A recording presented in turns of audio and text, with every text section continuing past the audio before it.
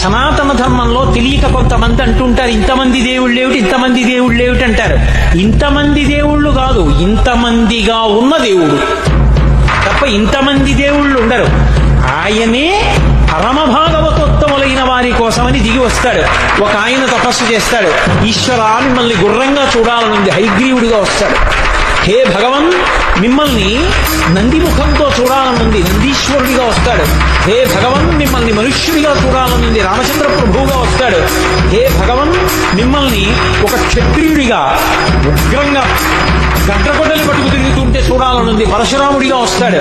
పరమ భాగవతోత్తములైనటువంటి వాళ్ళ కోరిక తీర్చడానికి, వాళ్ళకి కనపడడానికి ఒక రూపము దాల్చి కిందకొస్తాను.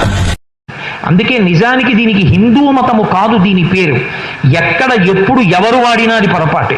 దీని పేరు హిందూ మతము కానే కాదు, సనాతన ధర్మము.